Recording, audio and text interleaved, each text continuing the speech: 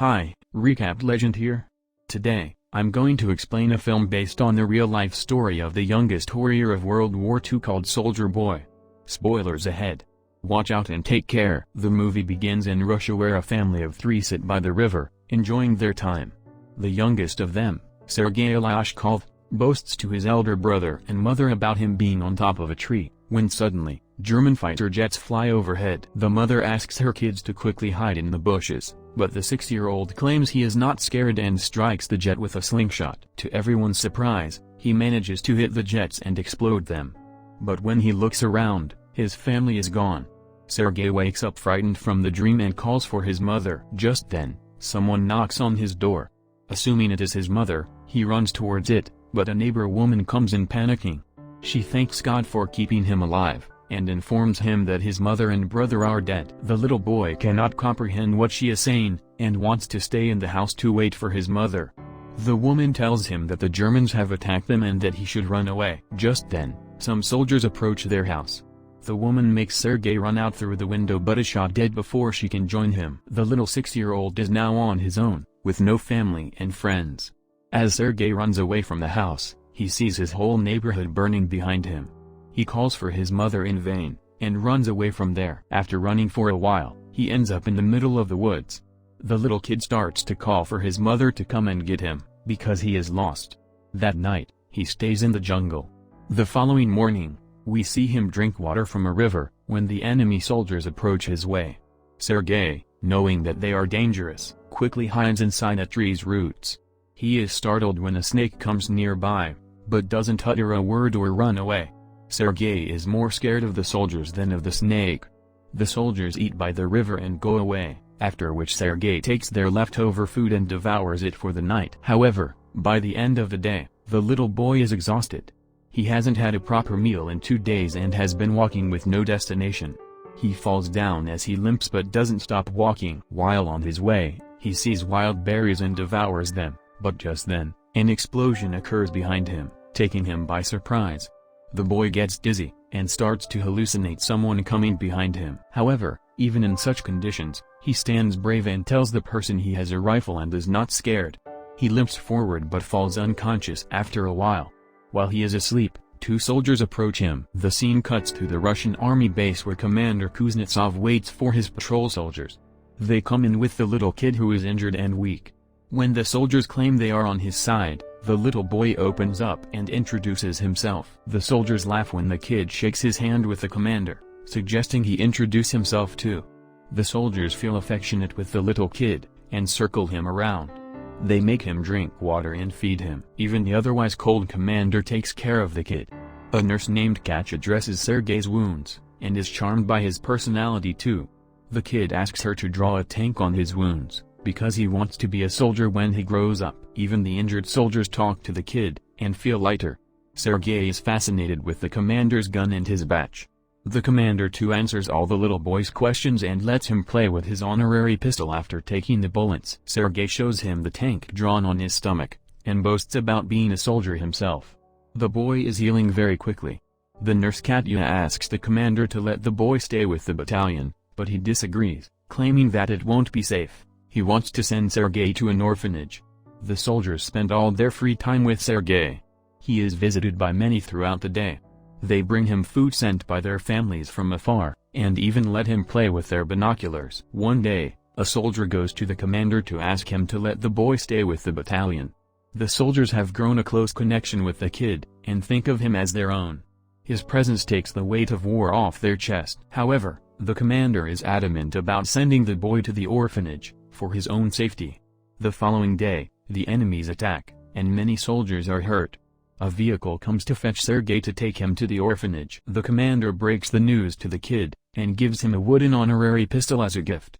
The boy in turn hugs him, claiming that he is scared for the commander's safety. The commander melts in his embrace, and changes his mind. He asks Sergei to stay with the soldiers as his son. That night, the soldiers look for little soldier clothes for the little boy. They are over the moon to have Sergei stay with them.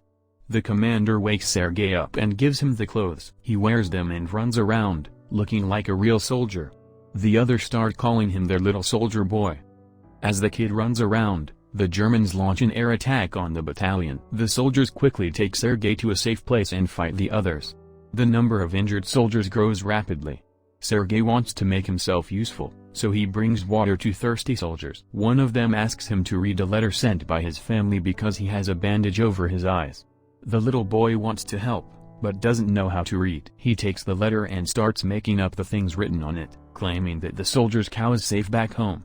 When the soldier says he doesn't have a cow, the others tell him to go along with the story and laugh. He reads everyone else's letters in the same fashion and cheers them up. In the following scene, we see Katya and the commander talking. The two seem to be attracted to each other, but do not confess their feelings. Later, Sergei tells the commander that he is of the orderly position in the battalion and starts introducing himself as one. However, the boy then sees one of the soldiers' station destroyed from the attack. The commander teaches him to take his hat off to pay respect to the dead soldier.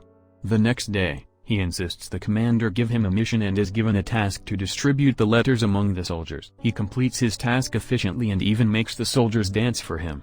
The following day, Sergei goes a little far from the base with his binoculars. As he is playing with it, he sees someone's leg moving from inside a haystack. He rushes back to the battalion and tells the soldiers about his findings. The soldiers are skeptical, but go with the boy anyway. When they reach near the haystack, they are alerted to see two German spies hiding underneath. The spies are arrested, and the kid is praised for his intelligence. That night, the commander shows Sergei the legal papers for his adoption.